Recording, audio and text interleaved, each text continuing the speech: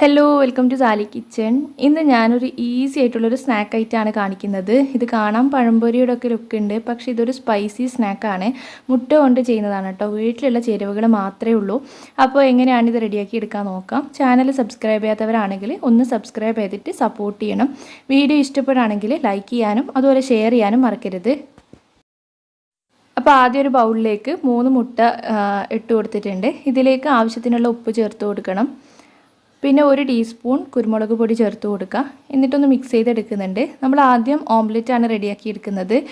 പിന്നെ ഈ ഒരു ഓംലെറ്റിലേക്ക് വേണ്ടിയിട്ടുള്ള ഒരു സവാള കട്ട് ചെയ്തതും പിന്നെ 2 പച്ചമുളക് കട്ട് ചെയ്തതും കുറച്ച് മല്ലിയില അതും കൂടി ഇട്ട് കൊടുക്കുക. പിന്നെ കുറച്ച് ചിക്കൻ വേവിച്ചിട്ട് പൊടിച്ചെടുത്തത് ചേർത്ത് കൊടുക്കുന്നുണ്ട്. ചിക്കൻ അധികം ഒന്നും വേണ്ട, ചിക്കൻ ഇല്ലെങ്കിലും കുഴപ്പമില്ല. ഇതൊരു 150 ഗ്രാമോളം ചിക്കൻ ഉണ്ട്. നമ്മൾ കറിയിലൊക്കെ ബാക്കി വന്ന പീസ് ഉണ്ടെങ്കിൽ അതൊന്ന് മിക്സിയിലിട്ട് ക്രഷ് ചെയ്തിട്ട് ഇതിലേക്ക് ചേർത്ത് കൊടുത്താൽ മതി. നന്നായിട്ടൊന്ന് മിക്സ് ചെയ്തെടുത്തിട്ടുണ്ട്.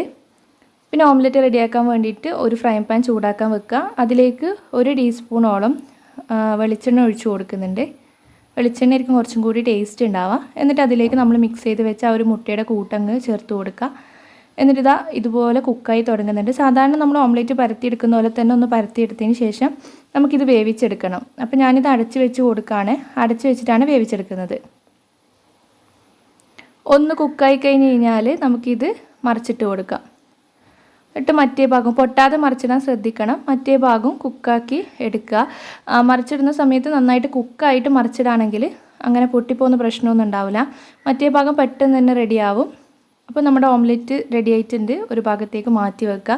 പിന്നെ ഇതിന് വേണ്ടിയിട്ട് ഒരു ബൗളിൽ 1 കപ്പ് കടലപ്പൊടി എടുത്തിട്ടുണ്ട്. ഞാനിത് ഡിപ്പ് ചെയ്യുന്നത് കടലപ്പൊടിയിലാട്ടോ.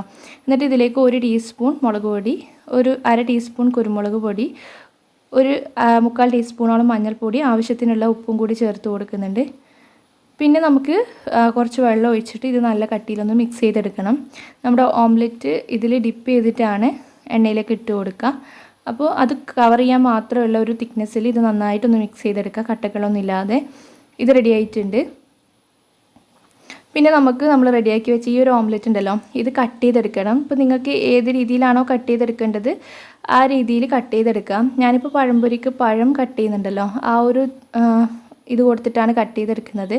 ചെറിയ ചെറിയ സ്ക്വയർ ആയിട്ടാണെങ്കിൽ അങ്ങനെ കട്ട് ചെയ്താൽ മതി. ഇതുപോലെ ഓരോരോ പീസായിട്ടാണ് ഞാൻ എടുക്കുന്നത്. ചെറിയ സ്റ്റിക്ക് പോലെയാണെങ്കിൽ അങ്ങനെ ചെയ്യാം. എല്ലാം കഴിഞ്ഞ് കഴിഞ്ഞാൽ ലാസ്റ്റ് നമ്മൾ നേരത്തെ റെഡിയാക്കി വെച്ച ബാറ്ററിൽ 2 നുള്ള് ബേക്കിംഗ് സോഡ കൂടി ചേർത്ത് കൊടുക്കുന്നുണ്ട്. ഒന്ന് മിക്സ് ചെയ്തെടുക്കാം.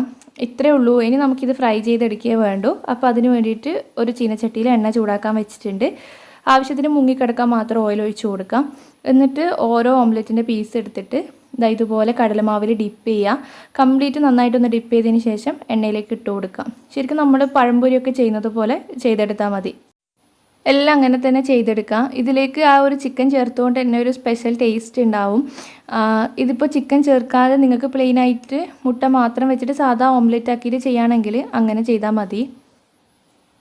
പിന്നെ നമ്മുടെ ഗിവ് അവേയുടെ കാര്യം ആരും മറക്കണ്ട. എല്ലാവരും കമൻറ്റ് ചെയ്യുക. കമൻറ്റ് ചെയ്തിട്ടാണ് നിങ്ങൾ വിന്നർ ആവുന്നത്.